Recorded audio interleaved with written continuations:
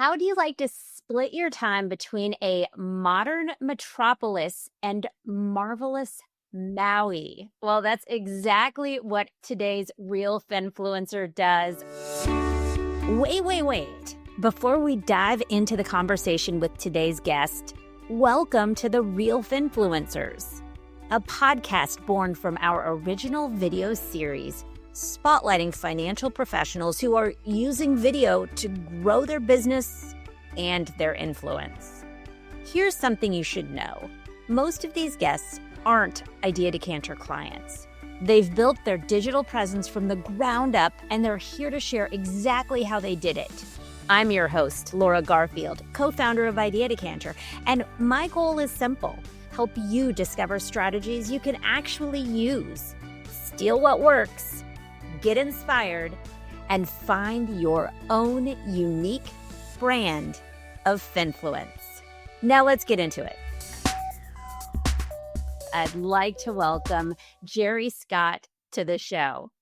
Gerry, thanks so much for being here. Oh, thank you. Thank you for having me on your top-rated podcast in the world. That is marketing. Thank you, Gerry.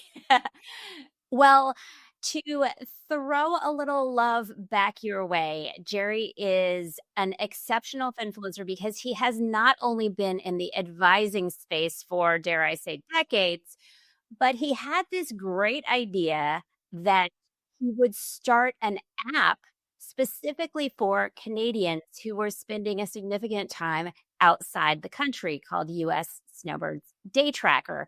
And Gerry, I'd like to start with the chicken or the egg question. Were you a snowbird who thought up the app, or did you think up the app and then decide you had to live the snowbird lifestyle? Yes, I was that blind snowbird flying down south every summer. Oh, sorry. It wasn't just this winter. It was actually throughout the year. So I actually, being like a lot of Canadians, was very naive to all the rules that the Americans were guarding this wonderful country of yours against these Canadians that were going to become illegal. So we didn't jump over a fence. We hopped on a plane and flew down south for the warmer weather that you guys offer. So you were running up personally against these limitations for how many days you could spend on U.S. soil, and you thought, well, there has to be a way to track this? Yeah, it goes beyond that. There's two major concerns that Canadians should have when heading down south for the winter. One is immigration, and one is IRS tax concerns. Now, what happens is that the average, now let's call these, everybody in Canada is super smart. So let's just believe that this communication, this IRS and immigration is so confusing that everybody was kind of mingling them together.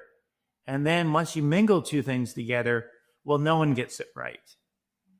So as I started spending more time and realizing, and of course, we didn't spend a lot of time in the early days because we were raising families and we had to work every day. I think, the 724, I truly understand what that means to be an advisor in this business. But so initially, I think it was only go down south for maybe going to Hawaii for 2 weeks max. And then as we started getting more, later in life, we realized that, boy, there's some serious rules that Canadians have to be concerned about. And Canadians were sitting around that campfire down in the States, all their little RVs or however they got there, wagon hoe kind of thing. And they were coming up with these bizarre answers to the questions of how long can you spend in the United States? And nobody knew the rules. So we saw the opportunity to create this app, which is called the Snowbirds US Day Tracker. And it allows Canadians to track the days from an IRS perspective. And it's started to evolve from there. So kind of this around the campfire visual you painted for us turned into, I'm on the website for the day tracker, and there's a spot here where you can download the app. It's pretty amazing to me that as an advisor, you saw this potential of a need, and then you went and built the tech to meet the need. Did that ever seem daunting? No, when you have our kids are in a different generation, it's funny how it works, but they're usually 2 or 3 generations below us. So all we had to do was reach out to one of our daughter's friends who basically writes code in his parents' basement with no windows. So it's not hard, based on our generation. But Laura, it really has become more. Yes, there are rules, but we also realize that, with the immigration concerns, the podcast is one thing, but to turn this into a podcast, which is called the Snowbirds Expat Radio Podcast, it was just amazing that we realized that advisors struggle with building their businesses. I'm the first one to tell you, regardless of how big your business is or your book is, it's tough. It's a really tough business. So we realized that, and all the advisors are going to agree with me, the best referrals come from the accountants and lawyers. So we were kind of lucky that, I remember hearing about Steve Jobs and how he built Apple, and they said, boy, you had such an amazing foresight to change the world with all these products. He said, it's only when you look backwards that you realize that you were intelligent and all the dots not connect. And the same case with what we built, this turned into a platform for telling the story on accountants and lawyers. And I love the word telling the story rather than building content. This is really about these accountants and lawyers that do great jobs out there. And as this app audience grew and the downloaders grew, we created this platform that we would put all these accountants and lawyers in front of. And the principle was always built around come to the table with more than just your appetite. Meaning, advisors call up all these COIs, centers of influence, and they say, hey, send me all your business. Send me all your clients. And the accountant looks at him because he just heard that conversation 1,000 times in one day from every other financial advisor. And he's thinking, well, what can you do for me? Well, the advisor occasionally might send a disgruntled client who didn't like the fees or the service to this guy. Now he becomes someone else's hay. So when the intercept, so we've separated this platform from the wealth management that we built, which is cross-border, Canadians moving down south and Americans moving up north here. And it's happening all the time. Americans falling in love with Canadians and somebody deciding, oh, what would be the best country to deal with? And so far, after 100 years, it's 50-50. Very diplomatic. I wrote the book on trying to be politically correct. So I think what we realized is that we were able to send more referrals to these hardworking, unmarketable, meaning accountants and lawyers are not great at marketing. We were able to send them more referrals than they could handle all throughout North America because we're licensed on both the U.S. side, the FINRA, and up here, which used to be called IROC in Canada, which is a very rare designation. But really, we were able to feature all these accountants and lawyers on our podcast and get people comfortable with them and help tell their story. And the door is being beaten down to become a very good friend of Gerry Scott to be on this podcast. So we're proud of what we built. And once again, it goes back to that simple value of when you show up at someone's house for dinner, make sure you show up with more than just your appetite. Everyone always asks, what can I bring? Yeah, and of course, the host is always saying, oh, nothing. And I think 99% of the people show up with nothing, and I hope it's better than that.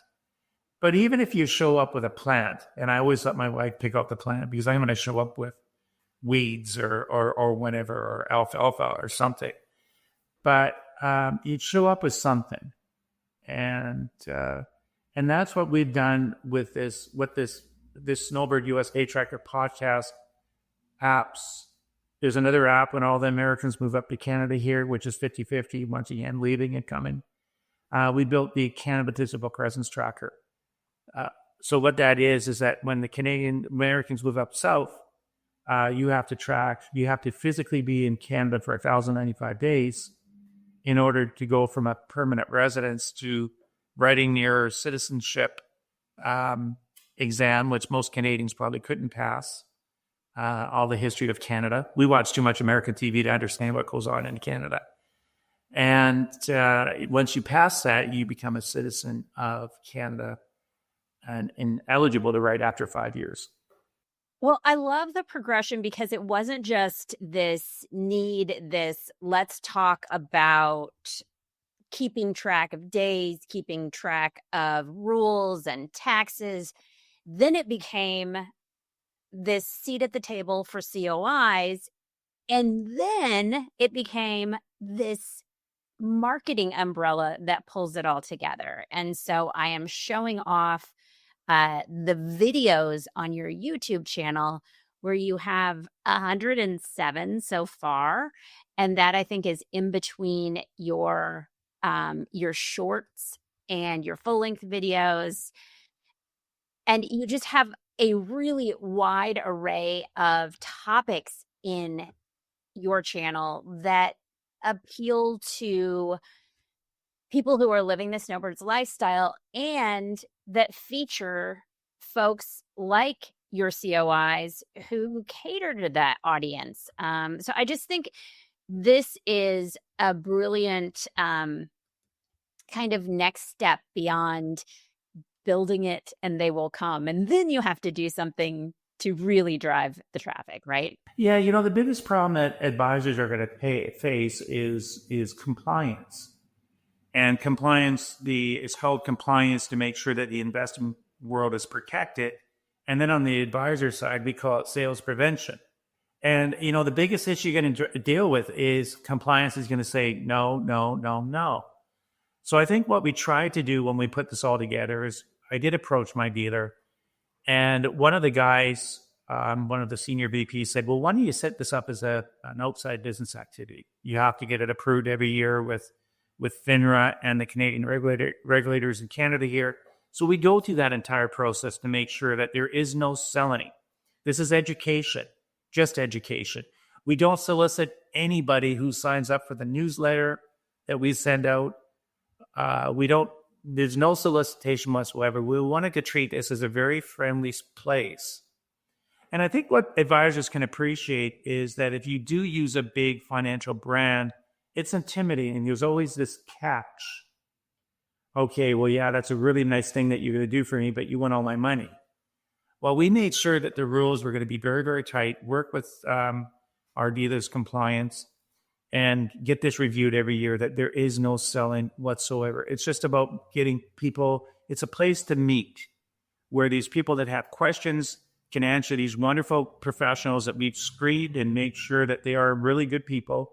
They share the same values as us, and we can meet those people. Those people can meet those professionals. And that platform will live on, long after I decide to leave this business and just play golf, pickleball in the afternoon, and mountain bike, before the sun comes down. One last thing I want to show off here, Gerry, is your Instagram page. And I pull this up because your marketing mind began to think, where are the snowbirds hanging out online? How am I getting these COIs in front of the right people? And one of your answers was they're on Instagram. And now all of your content is on Instagram. Do you feel like this is a good place to make that connection?